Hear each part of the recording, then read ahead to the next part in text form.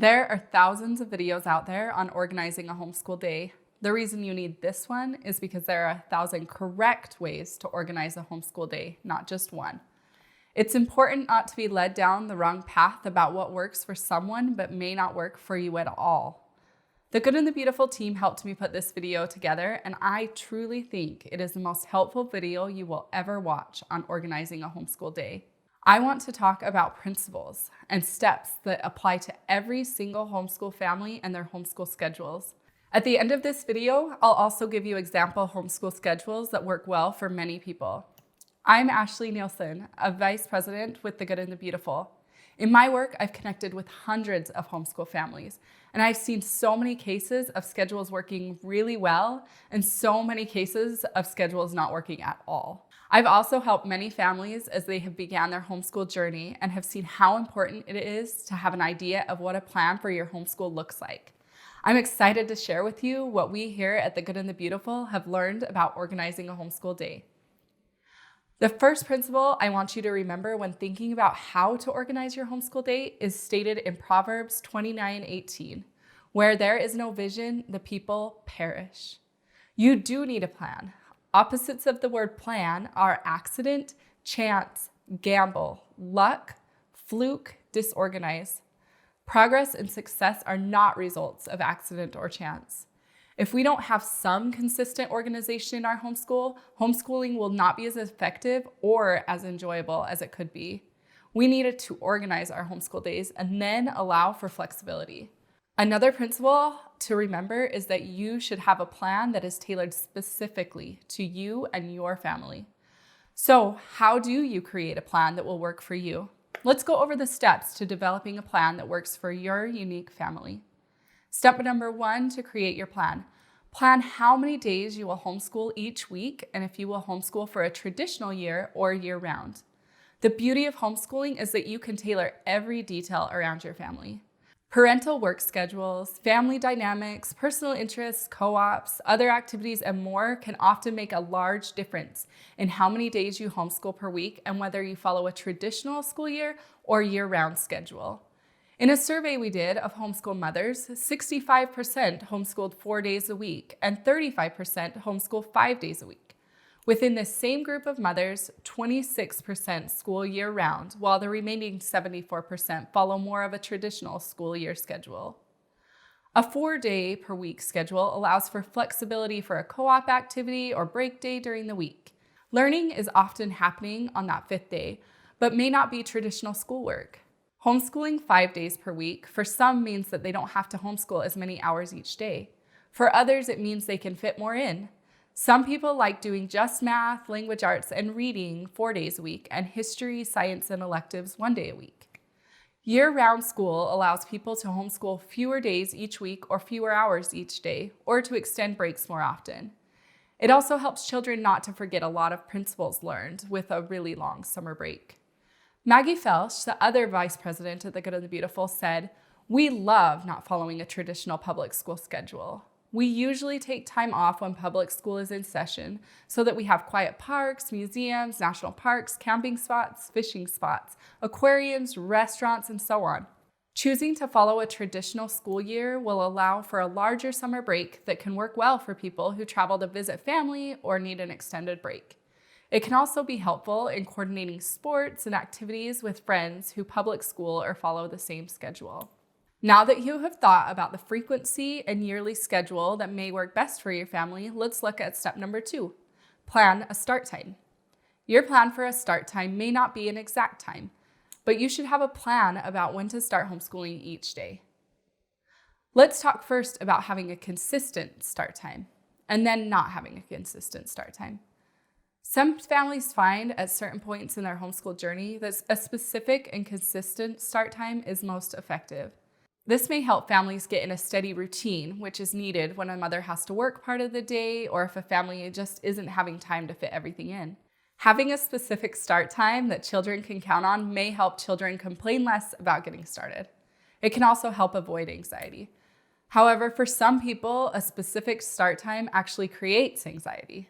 How do you feel about having a specific start time? Does it give you a sense of steadiness that helps you and your family, or does it stress you out?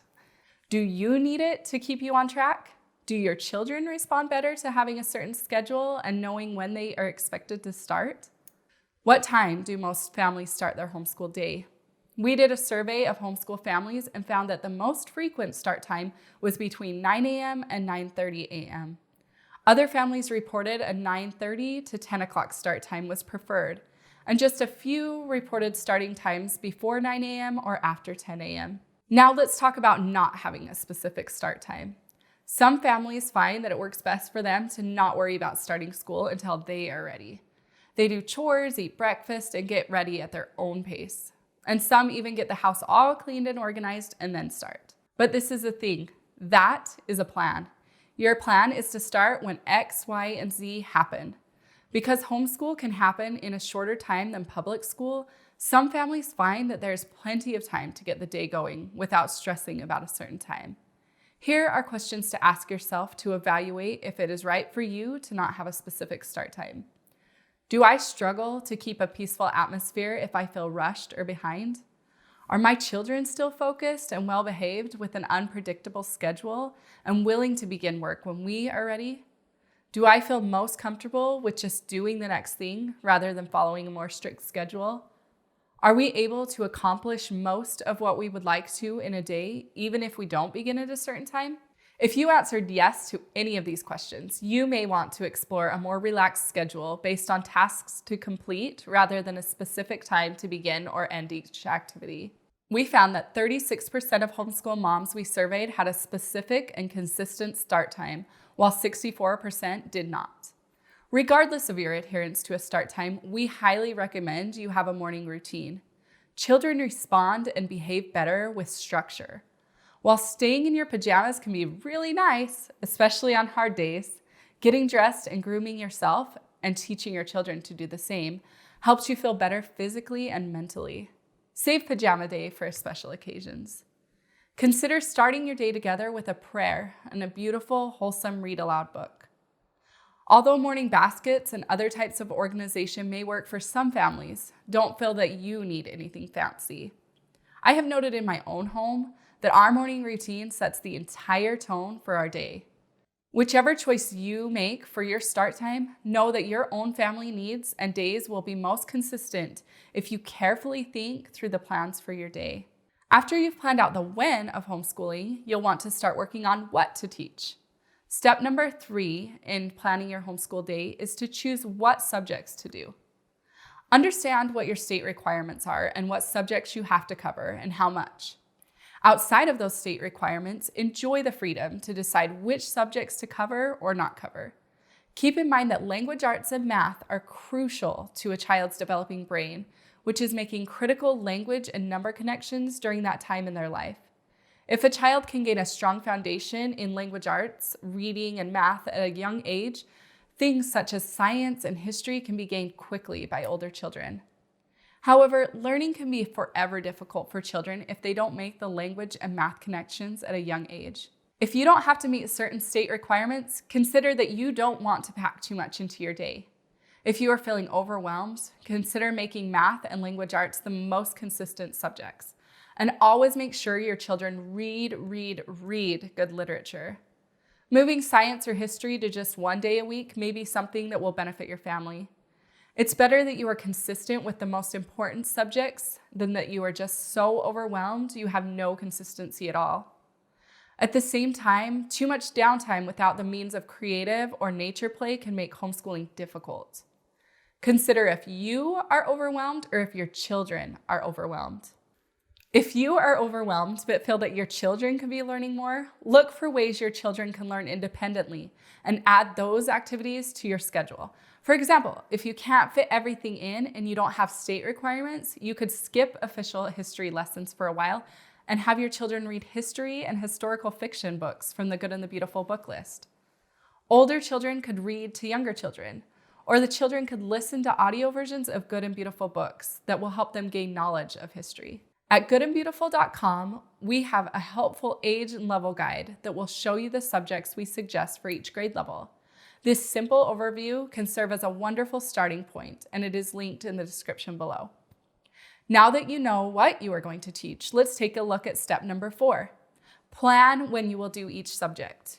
Your plan may not be a consistent order. For example, here's one way to plan the subjects you need to do each day. Have a chart that shows which subjects you need to get done each day. This will help you organize your days in a very simple way. One idea is to have a master list of every subject in a dry erase pouch, and then each day you can cross them off with a dry erase marker as you do them. Your subjects may be different on different days. For example, you may do language arts and math each day, but only do history and science on Tuesdays and Thursdays. You may choose to have a different sheet for each day, or one master list, or even one for each child that you use and mark off the subjects you won't be completing that day. Either you or your children decide each day what order you will go in. This might be nice if your children thrive on change. Alternatively, you could just follow the list in the same order every day. It often works better to do challenging subjects first, but sometimes it does not. Experiment to see what works best for you and your children. The last principle I want to remind you of is to be flexible in your plan. This can be applied to all of the previously mentioned steps to planning your day. Your plan should always allow for flexibility. Being flexible allows you to keep a peaceful yet forward-moving plan in each school day, even amongst all the interruptions and distractions of life and schooling. I'll be chatting with you about interruptions and distractions in an upcoming video, so don't forget to subscribe to our channel so you don't miss it. The final step in planning your homeschool day is step number 5. Use a curriculum that's open and go.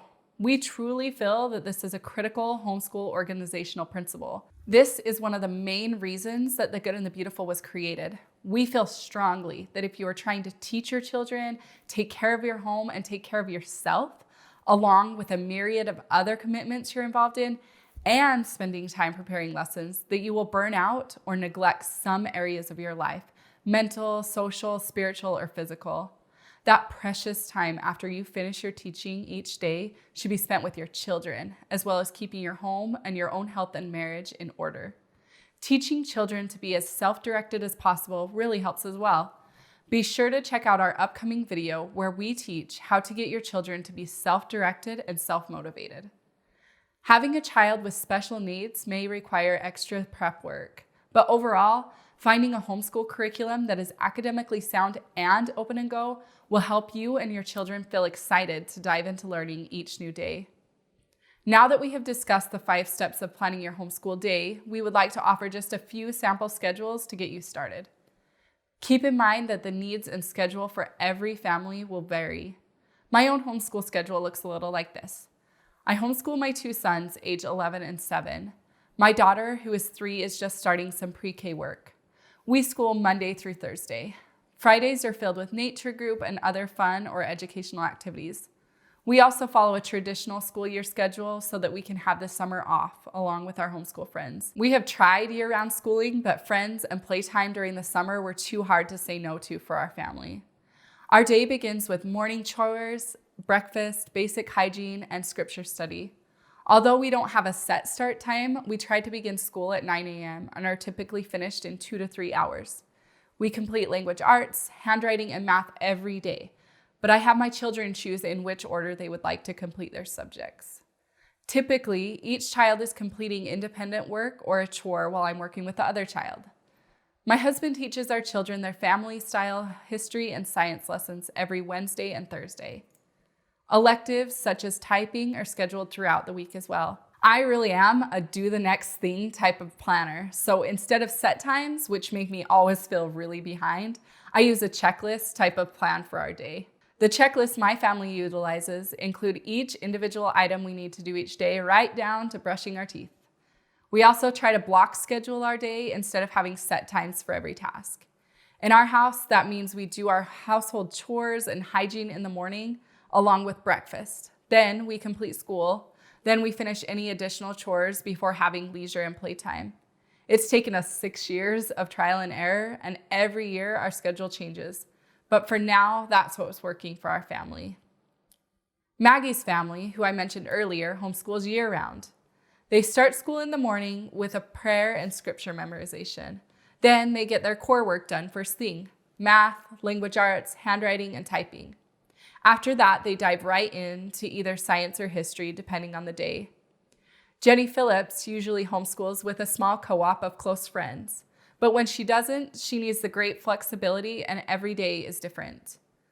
Her husband teaches math 4 days a week consistently during the school year, and Jenny makes sure to get 2 history lessons and 2 science lessons in a week. For language arts, typing, and handwriting, sometimes they do them every day. Or on crazy weeks, they do it only 2 to 3 times a week. To make up for not doing these subjects at least 4 times every week, they do these subjects and not other subjects in the summer too. Now that you have started forming a plan for your homeschool day, enjoy with your family. Remember that every family should be homeschooling differently. There's no one way and no one organization. Now I want to hear from you. Comment below whether you homeschool year-round or take summers off, and how often you do certain subjects. Please remember to subscribe to our channel. We have so much to share with you that we hope will improve your lives and bless your families.